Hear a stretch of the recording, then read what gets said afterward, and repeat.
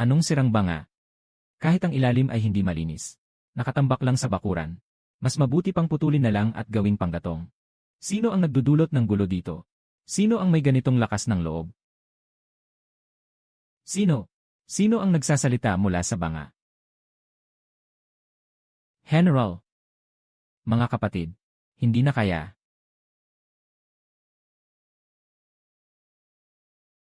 Mas mabuti pang bukas ay putulin at gawing panggatong. Sino ang nagdulot ng kaguluhan dito? Na naglakas loob na magsalita ng ganito? Ang tubig ay tubig. Huwag magmadali, isuot ang helmet. Hayaan munang uminom ang sugatang kapatid. General, napakatamis ng tubig na ito. Walang kahit anong kapaitan. Ako si Kinjan. Nangunguna sa mga sundalo ng gulong lungsod. Salamat sa Diyos sa tubig. Kung ang Diyos ay makakatulong sa aming hukbo na mapalayas ang mga Hapon, walang ibang tao. Kahit anong mangyari, handa akong mamatay. Ano ang sinabi mo kanina? Pagsugpo sa kin. Labanan ang mga pirata. Labanan ang mga Hapon. Sa labas ng bayan, may 5,000 pirata na nakapaligid sa loob ng mahigit isang buwan. Nagtatangkang sirain ang bayan at pumatay ng mga tao. Kahit na si Kin ay makipaglaban hanggang sa huli. Hindi siya kailanman umatras ng kahit isang hakbang. Bakit hindi mo sinabi na laban sa mga pirata? Bakit ka pa nagiging magalang sa akin? Kulang ba sa tubig? Sapat ang tubo ng tubig. Basta't pahirapan nyo ang mga walang hiya na yon. Ibibigay ko ang kailangan nyo. Bigyan ng tubig ng mga Diyos. Para kaming nabuhay muli. Ito ay isang bagay na minana mula sa aming ninuno. Para ipakita ang aming taos pusong paggalang. Naway huwag sanang pagtanggihan ng Diyos ang aming munting alay.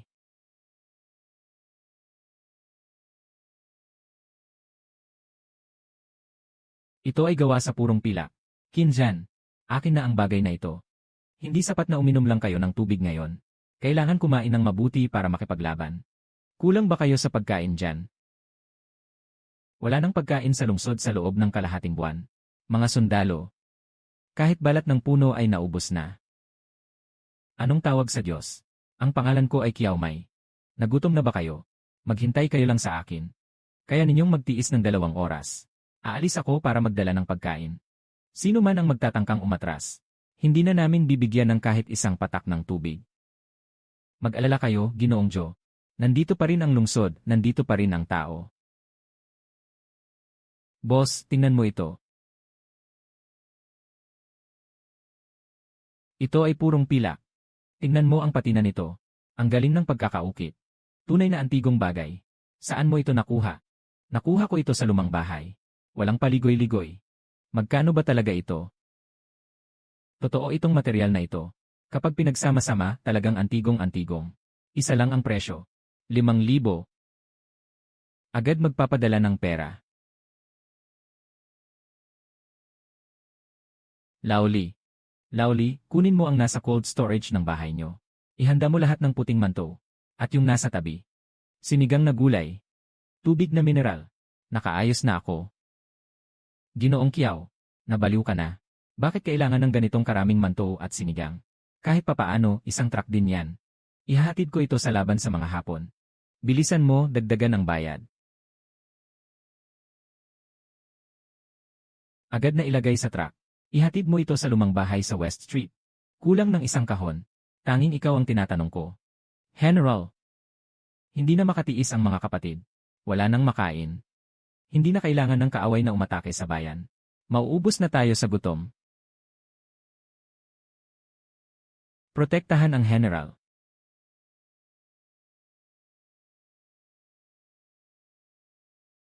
General, ang bagay na ito ay puti na parang yelo. Malambot na parang ulap. Mayroon pang napakatinding amoy ng trigo. Ito ay napakagandang puting harina. Iutos sa buong hukbo. Magpila para sa supply ng pagkain.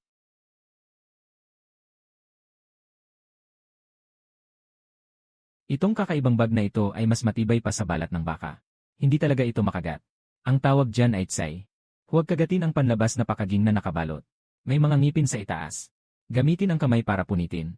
Kainin ito kasama ng mantou. Talagang masarap ang ibinigay ni Yanji. Kiao, tunay na pagkain ng mga Diyos. Lahat ng sundalo, makinig.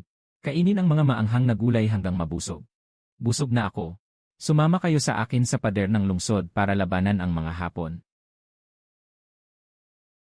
Itong grupo ng mga sinaunang lalaki. Medyo mainday sila. Qin, sugurin. Qin, sapat ba ang dala mo? Kung hindi, pupunta ako ulit. Pakawalan niyo ako para makakain. Huwag kayong magtipid. Magsimula na tayo. Huwag na huwag magpahina. Si Anye, Kiao ay may mataas na prinsipyo. Tandaan ito ni Qin. Sa tulong ng mga Diyos, magkakaroon tayo ng pagkain. Tiyak na hindi makakabalik ang mga kaaway. Dugo para sa dugo.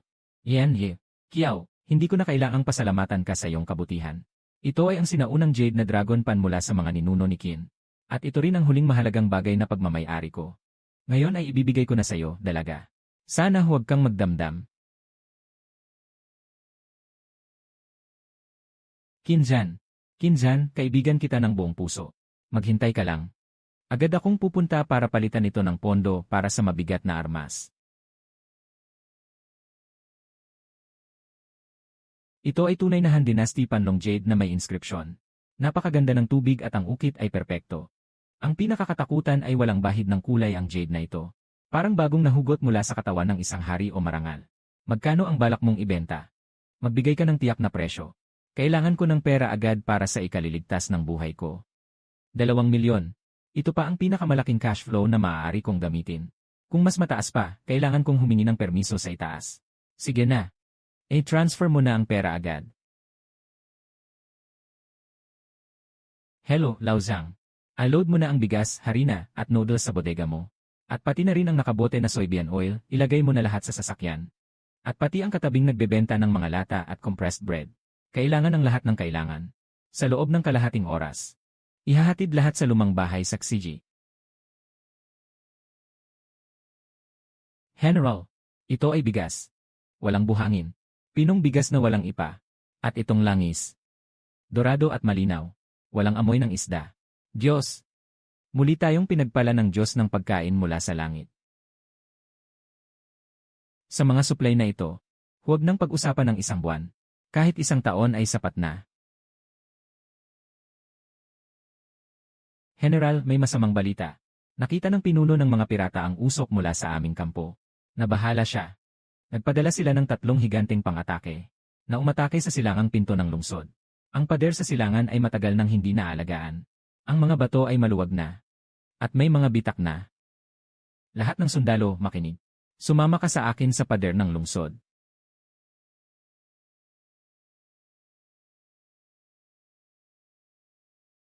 Bumabagsak na ang pader, General. Hindi na natin kayang pigilan. Manatili dito. Kahit na kailangan pang gamitin ang katawan. Dapat nating harangan ang butas. Ginoong Kiao. Bubukas na ang depensa ng lungsod. Mabangis ang mga bandido. Wala nang ibang magagawa ang mga kapatid ko kundi mamatay para sa bayan. Kung may susunod na buhay, babayaran ko ang kabutihan ng dalaga na nagbigay ng pagkain. Kung may susunod na buhay, babayaran ko ang kabutihan ng dalaga na nagbigay ng pagkain. Pest mo. Qin, makinig ka sa akin. Hindi kita papayagang mamatay. Hindi papayagang mamatay kahit isa sa mga kapatid mo. Hindi ba pwedeng ayusin ang pader kapag nasira? Gamitin ang katawan para takpan. Akala mo ba kayo ay bakal at bakal? Hindi alam ni Ginoong Kiao. Matagal nang sira ang lupa sa loob ng pader. Ngayon, ang mga batong buo ay bumabagsak. Ang karaniwang putik ay hindi kayang humarang. Bukas, maglulunsad ang mga Hapon ng pangkalahatang atake. Walang duda na guguho ang pader ng lungsod. Walang ibang magagawa si Qin kundi makipaglaban hanggang sa kamatayan. Panatilihin mo ang katatagan. Kahit na kailangan mong isakripisyo ang iyong buhay. Kailangan mong makakuha ng 2 oras para sa akin. Ang karaniwang putik ay hindi kayang humarang. Gagawin kong mas matibay pa sa bato ang gamit ko para sa iyo. Tingnan natin. Yung sira-sirang kahoy na sasakyan ng mga Hapon. Matatamaan ba o hindi, kaya nitong tumama sa konkreto at bakal ng modernong industriya. Bakal.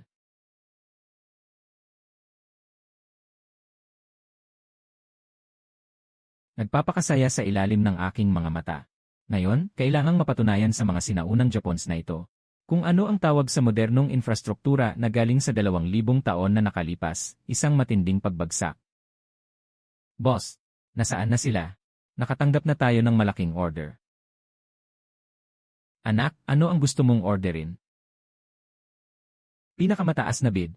Pinakamabilis na tumigas na seashell cement. Dagdagan mo pa ng malinis na ilog na buhangin, 200 sako.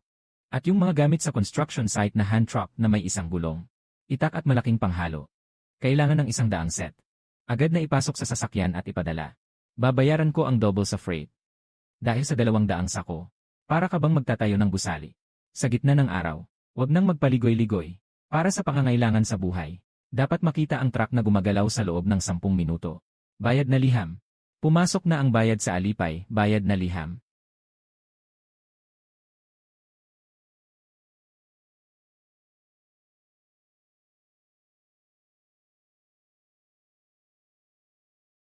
Makinig ka, Kinzan. Nasa bag na yon ang semento at buhangin.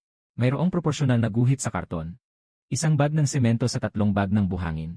Magdagdag ng tubig at haluin ng mabuti hanggang maging malagkit na puti. At pagkatapos ay mahigpit na dumikit sa mga bitak ng pader ng lungsod. Yung mga digulong na bakal na sasakyan ay ginagamit para magdala ng putik. Yan Kiyaw, ito. Ito ay parang pinong abo. Ihalo sa tubig para maging malambot na putik.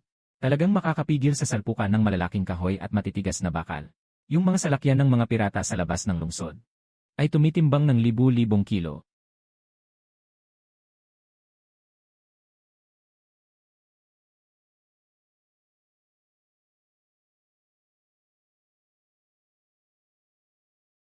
Bawasan ang pagsulat, bawasan ang usapan. Pabilisin ang mga kapatid na kumilos. Kailangan itong matuyo bago magsikat ang araw bukas. Kung bukas ay makakabangga ang sasakyan, ng kahit isang piraso ng pader na semento, isusulat kong baligtad ang pangalang Kiyaw. Tama. Lahat ng sundalo makinig. Ayon kay Ernie, Kiyaw, at ang luwad ay pangpuno sa pader.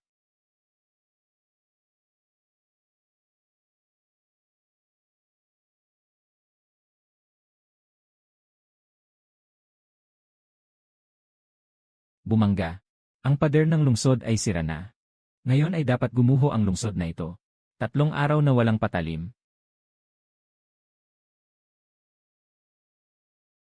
General, ang apog ay isang gabi pa lang. Matigas na matigas ang pakiramdam. Pero, talagang kaya ba ito? Magtiwala ka kay Anye. Kiyaw, ihanda ang sarili sa laban.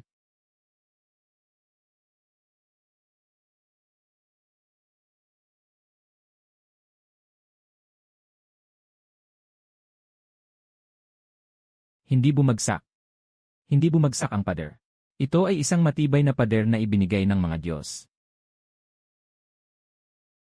Nabasag ng mga tulisan ang kanilang bakal na karwahe. Hahaha, General. Ang lupa na ibinigay ni Ianje, Kiyaw, ay talagang mas matigas pa sa bakal ng 100 beses. Ngayon, nahulog ang mga pirata sa bakal. Isang magandang halimbawa ng makabagong industriya. Isang napakatibay na parang bato. Mga sundalo. Pagsabog ng mga palaso. Bigyan mo ako ng pagkakataon na durugin ang grupong ito ng mga asong ligaw na may sirang ngipin. At gawing mga porcupine.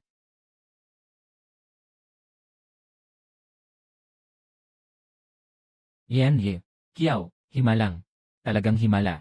Ang libu-libong pounds na pang-atsara ng mga pirata ay bumangga sa banal na lupa na ibinigay ng dalaga. At agad na nagkapira-piraso. Ang pader ng lungsod ay ligtas at buo. Ang laban na yon ay labis na nakapagpasaya. Kinjan, sabi ko na. Kung masisira ko ang modernong semento, kakagatin ko ang sisidlan. Ngayon, naniniwala ka na, di ba? Naniniwala. Si Kin at ang buong lungsod na sundalo at sibilyan ay iginagalang si Ginoong Guro. Ginoong Guro Kiyaw. Ito ay mula sa pagtakas kanina. Ang gintong fund na nakuha mula sa ulo ng isang bandido na napatay ng aming tropa. Ang ganitong karumaldumal na bagay. Hindi ko nais na madumhan ang iyong kamay, Ginoong Guro. Ngunit ito ay gawa sa purong ginto. Maaaring palitan ng dalaga ng mga dilaw at puting bagay. Pakiusap, tanggapin mo ito, dalaga. Marami pang magagandang bagay sa simpleng buhay. Kinjan, mahusay ang ginawa, itong gintong pamaypay. Sapat na upang palitan ang inyong susunod na kagamitan sa kontra-atake. Yan Kiyaw, kahit na umatras ang malaking kaaway. Ngunit sa hukbo ni Kin, bigla tayong naharap sa malaking panganib. Pakiusap, tulungan mo ang aking mga kapatid na mabuhay muli. Kinjan, anong nangyari? Hindi ba't naipagtanggol na ang pader ng lungsod? Bakit parang bumalik na naman ang mga kaaway? Bagamat matibay ang pader, Umalis na ang mga hapon. Ngunit, ilang araw na tayong nakikipaglaban. Malubha ang mga sugat at pagkamatay ng aming hukbo. Kahit na hindi tayo nagkukulang sa pagkain at inumin sa lungsod ngayon. Maraming mga kapatid ang nagsisimulang mamaga at mangalawang ang kanilang mga sugat. Mula kagabi, mahigit 1,000 tao sa hukbo ang biglang nagkaroon ng hindi kilalang mataas na lagnat. Nasa estado ng pagkahimbing. General, hindi natatakot ang mga kapatid na mamatay sa harap ng laban. Kahit na mapugutan ng ulo ng mga pirata. Hindi kami kailanman nagreklamo. Ngunit ang masamang lagnat ay sobrang tindi.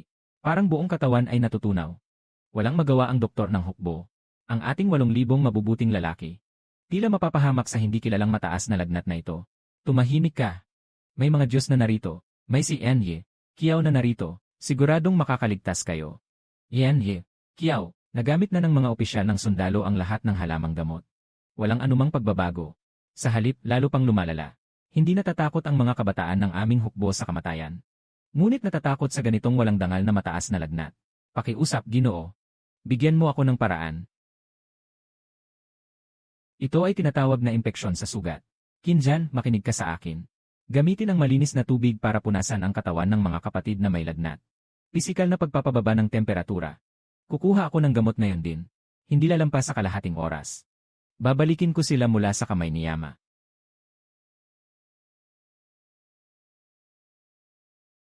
Huwag kang magpakatanga. Ihanda mo ang lahat ng gamot panglaban sa lagnat sa tindahan mo. Mga gamot pangpawala ng pamamaga. Iodine, alkohol na medikal, at sterile. Sterile na benda at mga medikal na iniksyon, ilabas mo lahat ng ito. Miss! Bakit ka bumili ng ganitong karaming gamot? May negosyo ako. Pwede bang ibigay ito sa mga empleyado bilang pangkaligtasan? Nakikita mo ba? Mahalaga ang buhay ng tao. Agad mo akong bigyan ng ibang stock.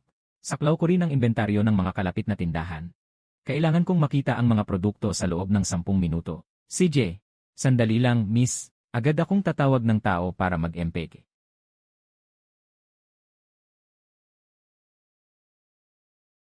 Bilisan, bilisan.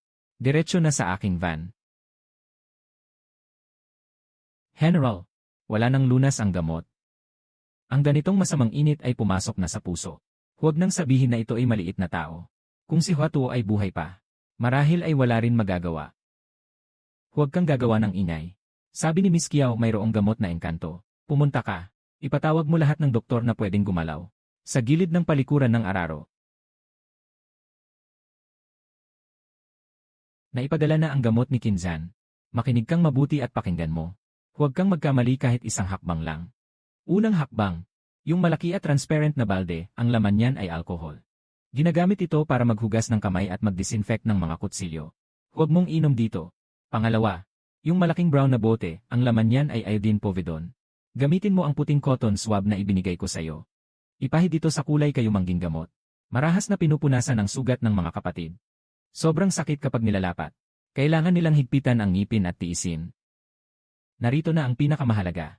Sa mga makukulay na maliit na kahon, may isang puting tableta. Ito ay pangpababa ng lagnat. Mataas ang lagnat ng tao. Isang tao, isang piraso lamang. Lunukin ito kasama ng malinis na tubig, tandaan. Sa loob ng 4 na oras, huwag kumain ng pangalawang piraso. Huwag talagang lumampas sa dosis. Doktor, gawin mo ayon sa sinabi ni Yenje. Kiao, bilisan mo. Ito ang elixir. Bakit walang kahit kaunting mapait na lasa ng halamang gamot? Dahil lang sa puting bola na ito, hindi na kailangang pakuluan ang sabaw. Saan nagmula ang ganitong dami ng walang kwentang usapan? Sabi ni Yenje. Kiao, ito ay Diyos na gamot, kaya tiyak na ito ay Diyos na gamot.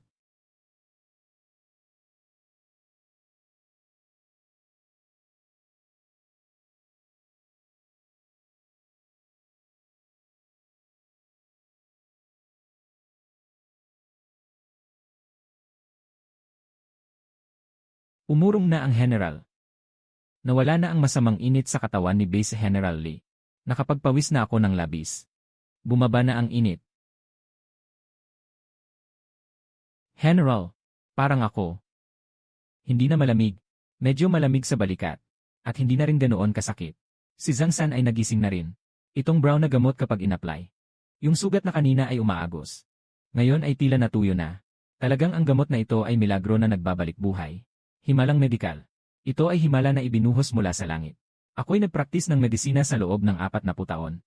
Hindi pa ako nakakita ng ganitong makapangyarihang paraan ng pagpapababa ng lagnat. Si Enye Kiao ay tunay na parang isang buhay na patay na laman at buto, na isang diyosa na bumaba sa mundo. Enye Kiao, nawala na ang mataas na lagnat. Nailigtas ang buhay ng mga kapatid. Ang mahiwagang gamot ay nagbalik ng sigla. Si Qin ay kumakatawan sa mga kapatid at nagpapasalamat sa ginang sa kanyang biyayang muling pagbuhay. Ah, ang saya. Salamat sa dalaga sa kanyang muling paglikha. Basta't mabuhay, ayos na. Sa harap ng modernong medisina, ang maliit na impeksyon na ito ay walang halaga. Qin Zhan, wag na yung mga formal na pasasalamat. Naiinay na ako sa mga yan. Nakapaghanda na ako ng sapat na gamot para sa inyo. Hayaan ang mga kapatid na magpahinga ng mabuti at uminom ng maraming tubig ngayong gabi. Huwag mag-alala, Ginoo. Uminom na ang mga kapatid ng elixir. Parang tinulungan ng Diyos. Sa ngayon, mataas ang kanilang moral. Mataas ang moral, iyon ang mahalaga. Qin Zhan, ang depensa ay hindi palaging ang tamang paraan. Napanatili ang pader ng lungsod. Nailigtas din ang buhay ng mga kapatid. Susunod, dapat ba tayong maghanda ng kaunting sorpresa para sa mga nasa labas ng lungsod? Para sa kanila. Ang ibig sabihin ng dalaga ay, matagal na silang nakakahinga. Panahon na para matapos ito. Agad na ayusin ang mga kapatid. Kailangan pa nating umatake. Ulat. General. Napakadali. May mga galaw sa kampo ng mga kaaway sa labas ng lungsod. Pinagsama-sama ng leader ng mga tulisan ang mga scattered na 10,000 sundalo. Tinatayang. Mayroong 5,000 pangunahing tropa. 5,000. Sa gitna ng araw, naglakas loob silang magtipon para umatake sa lungsod. Hindi nila ginamit ang mga kagamitan sa pag-atake sa lungsod. Ang buong hukbo ay abala sa paghasa ng kanilang mga armas. Nalaman na ang pinuno ng mga rebelde ay naghahanda ngayong gabi sa oras ng daga. Sa ilalim ng madilim na langit ngayong gabi, madilim na parang tinta. Naglunsad ng buong gabi na atake sa aming tropa. Gabi na atake. General, walang buwan na yung gabi, General. Para bang hindi mo makita ang 5 daliri sa dilim? Kung magpapaliwanag tayo ng sulo, magiging target lang tayo na walang kalaban-laban. Kung hindi natin susunugin ang siga, hintayin nilang umakyat gamit ang hagdang hangin. Hindi natin makikita kahit nasaan ang kalaban. Ginoong Kiao. Ginoong Kiao, naririnig mo ba? 50,000 Hapons na sumugod sa gabi. Sa laban na yung gabi, nawalan tayo ng kalamangan sa lupa at panahon. Lahat ng kabataan sa lungsod, maaaring makaranas ng isang napakatinding labanan hanggang sa kamatayan. Mag-uutos si Qin na ang lahat ng kabataan sa lungsod ay umakyat sa pader ng lungsod. Walang natitirang daan ng pagtakas. Pagsalakay sa gabi, akala mo ba madilim? Gusto mong samantalahin ang dilim para makalusot? Makakalusot. Maaari ko bang itanong, Binibini? Sa labanang gabing ito, paano natin malalampasan? Qin Zhan, sabihin mo sa mga kapatid ko, huwag niyo pong hayaan na mamatay ngayong gabi. Hindi ba gusto ng mga hapon na magdilim? Hayaan ko silang makaranas nito. Anong tawag dito na magpapasilaw sa kanilang mga mata? Magpapasilaw sa mga mata. Huwag nang mag-aksaya ng salita. Agad mong ipagawa ang lahat ng mga sulo sa tuktok ng bayan. Ihanda mo na. Makinig ka sa utos ko. Pwede nang patayin anumang oras. Ngayong gabi, gusto kong bigyan ang grupong ito ng mga sinaunang tao. Ng modernong teknolohiya ng polusyon sa ilaw. Dagdagan ang lakas ng apoy, doble ang atake. Maghintay ka lang sa akin.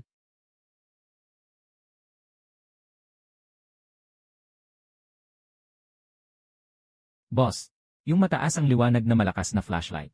2,000 ang kunin mo sa akin. At may windproof na lighter. Dalhin ang 5,000. Ihatid sa lumang bahay sa Xiji. Laoli. Laoli, ang pinakamalakas na tunog sa iyong bodega ay ang Zen Chenlo. Kung mayroong 100,000 mahabang daddy hong, ilipat ang lahat.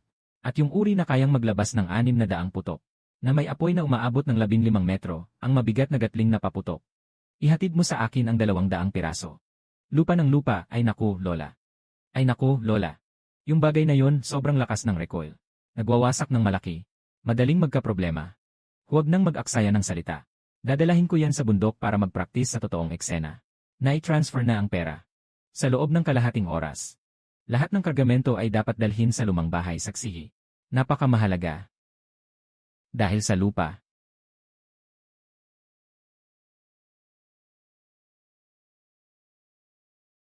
Kunin ang mga kargamento. Agad na ipamahagi sa pader ng lungsod. Makinig sa aking utos. Ang unang itim na timba ng bakal ay tinatawag na malakas na ilaw na flashlight. May pulang tuldok sa dulo ng buntot. Kapag pinindot, makakagawa ito ng liwanag na mas nakakasilaw pa sa araw. Huwag na huwag itong itutok sa mga mata ng kapatid mo. Itutok nyo lahat sa ilalim ng pader ng lungsod. Ang pangalawang pulang plastik na piraso ay isang lighter. I-roll lang ng mabuti ang hinlalaki pababa para lumabas ang apoy. Ang pangatlong pulang tubo ay tinatawag na Zenshanli. Kapag nasindihan, itapon ito diretsyo sa mga tao sa ibaba ng pader. Ang ikaapat ay ang pinakamalupit na mabigat na apoy.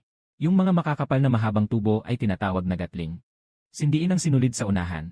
Itutok ang makulay na dulo sa mga kaaway sa labas ng bayan. Patuloy na magbubuga ng mataas na temperatura na bola ng apoy. Tandaan mo, hawakan ng mabuti gamit ang dalawang kamay. Malakas ang recoil. Lahat ng tropa, makinig. Agad na patayin ang lahat ng sulo sa pader ng lungsod. Bawat 5 tao ay isang grupo. Isang tao ang may hawak ng ilaw, 2 tao ang may hawak ng kidlat. 2 tao ang nagdadala ng gatling. Mabilis na umakyat sa pader at magtago. Walang sinuman ang pinapayagang gumawa ng ingay. Kung walang utos mula sa akin.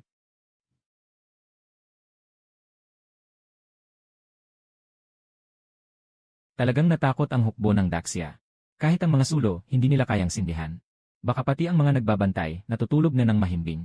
Mga mandirigma, itayo ninyo ang hagdang bato. Dahan-dahan umakyat. Ang lungsod ng Daxia ay sa atin na. Buksan niyo ang mga mata.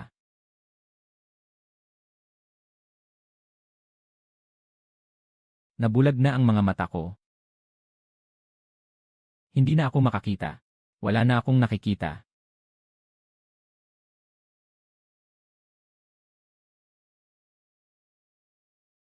Samantalahin mo ngayon, magpatak ng gatling at magpaputok ng langit na kidlat.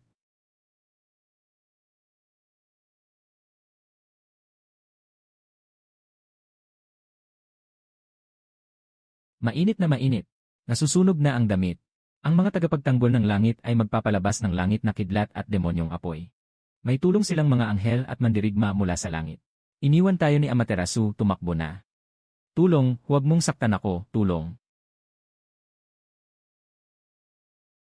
Panalo, General. Yung mga batang ito, natakot at umihi sa sarili. Haha, ang saya. Sobrang saya. Yung ilaw at demonyong apoy na ito ay parang mga armas na pamatay sa mundo. Ginoong Joe, lahat ng kalaban ay umatras na. Ang ilaw ng dalaga at ang gatling. Parang pagbuhos ng langit. Sa laban na yung gabi. Ito ay isusulat sa kasaysayan ng Daxia. Kinang pumigil. Magaling ang ginawa mo. May nahuli ba kayong mga buhay para tanungin? Bumalik ka, Yanye. Kiao, nahuli ang daan-daang bihag na nawalan ng malay. Nagtakbuhan ang kaaway. Kahit ang kanilang mga kagamitan ay hindi na nila nadala.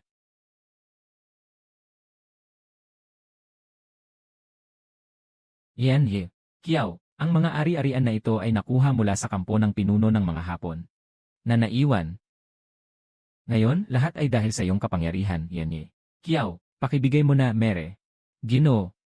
Samantalahin ang kanyang sakit para sa kanyang kapahamakan.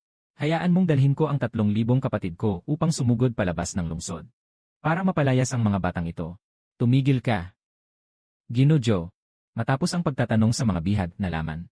Yung pangulo ng mga Woko, umurong hanggang sa isang malaking kampo na nasa labas ng 10 milya. Sa paligid, punong-puno ng malalim na hukay at mga barikada. Napakatibay. Kung ang ating hukbo ay mangangahas na sumugod sa dilim, tiyak na magkakaroon ng malaking pinsala. Babalik sa kampo at magtatago na parang mga ahas na nagtatago. Lene, ang matinding atake ay may mga kaswalty.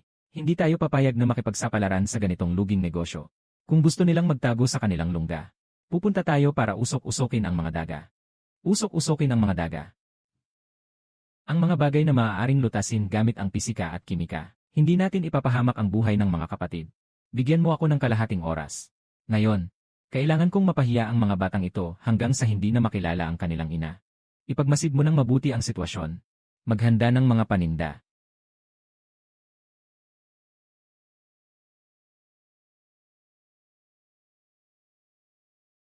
Saan ang pinakamaanghang at matapang na pampalasa sa tindahan?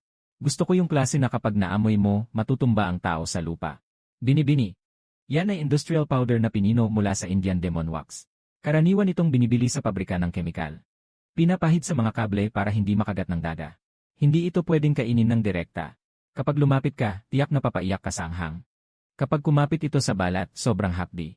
Napakabuti, ito ang gusto ko, pangpahirap sa daga. Sasagutin ko lahat. Agad na ipasok sa sasakyan. Boss, ipagpagawa mo sa akin ng 20 hand-operated na agricultural blower. At kumuha ka ng 2,000 pinakamataas na kalidad na 75 na dust mask. Ipadala sa lumang bahay sa Xiji.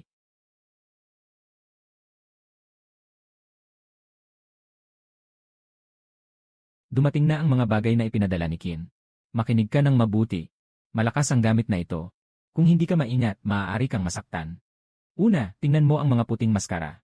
Pakiusap, ipasok ang lahat ng mga kapatid na nakatalaga sa pagsalakay. Takpan ng mabuti ang ilong at bibig. May isang piraso ng bakal sa itaas. Hawakan ng mahigpit ang tulay ng ilong. Huwag na huwag mag-leak ng hangin. Pangalawa, ang mga sako na yon ay puno ng devil chili powder. Pulang pulbos. Huwag ninyong hahawakan ito ng direkta sa kamay. Huwag na kayong pipikit ng mata. Kung madudumihan pa kayo, masakit yun sa inyo.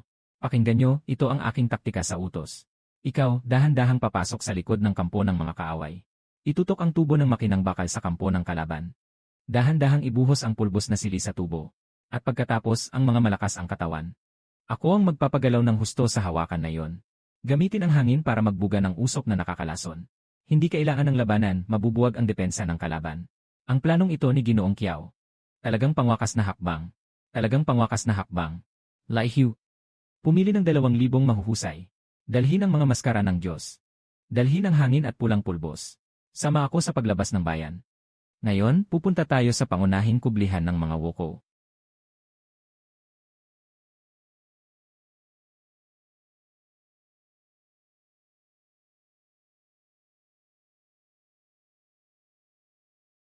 Atake.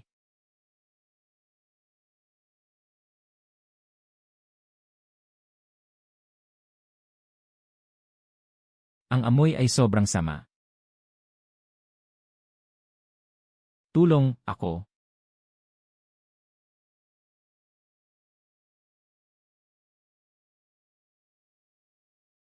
Aking ina po. Hindi gumamit ng isang sundalo o armas. Ang pulang pulbos na ito ay mas makapangyarihan pa kaysa sa lason na kayang pumatay ng tao ng libo-libong beses. Kahit na ang kanilang kampo ay nakapaloob na parang isang lata ng bakal. Sa harap ng pulang pulbos na ito, wala silang halaga. Ang kaaway ay ganap nang nawalan ng kakayahang lumaban. Lahat ng sundalo, makinig. Takpan ang inyong mga mukha. Sumugod ng walang takot. Ang mga tumutol ay agad na paparusahan.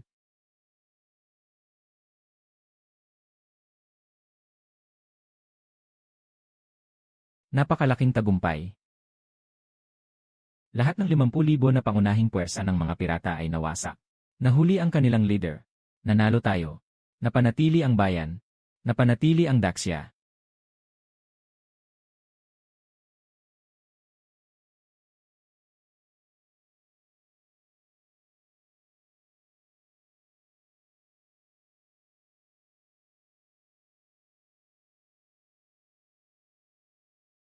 Jiao, narinig mo ba?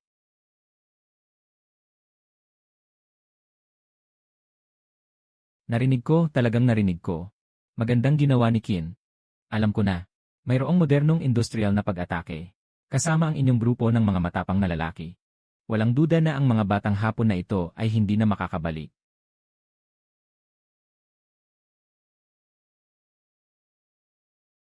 Ang selyo ni Yanyi, Kiao, ay ang purong gintong selyo ng pinuno ng mga pirata. Itong mga kahon. Ito ang lahat ng mahahalagang kayamanan na nakuha mula sa kampo ng pinuno ng magnanakaw. Ako, si Qin, ang magpapasya. Ihandog ko ang mga ito sa dalaga. Nawala na ang mga pirata. Malinis na ang dagat. Ang mga bagay na ito ay hindi sapat na kabayaran sa mga Diyos. Hindi ko alam kung nasaan ang mga Diyos. Kung darating ang araw na makakabuwal ako sa ganitong sitwasyon. Nais ni Qin na magbayad ng utang na loob. Sa dalagang nagligtas sa kanya.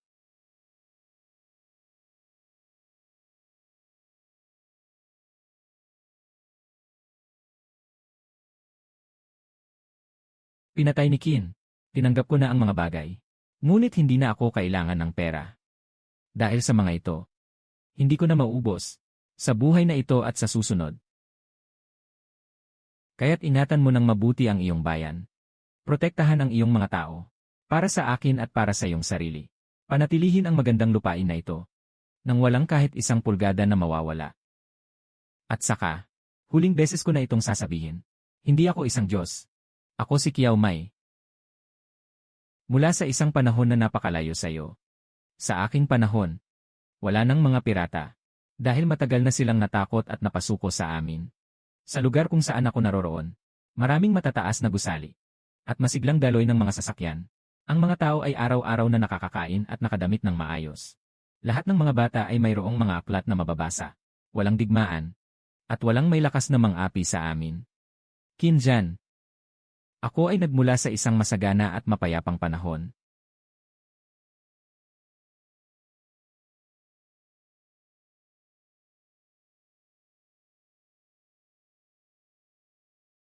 Hahaha. Ayos. Isang magandang panahon na walang mga pirata. Isang masigla at mapayapang panahon.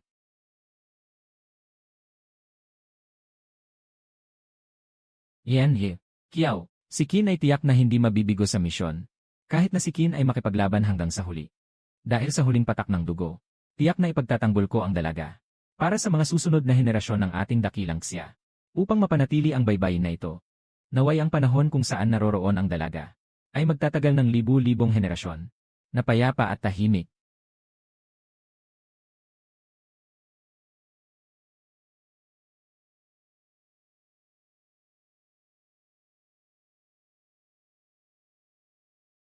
Kin, nagawa mo ito. Nagawa naming lahat ito.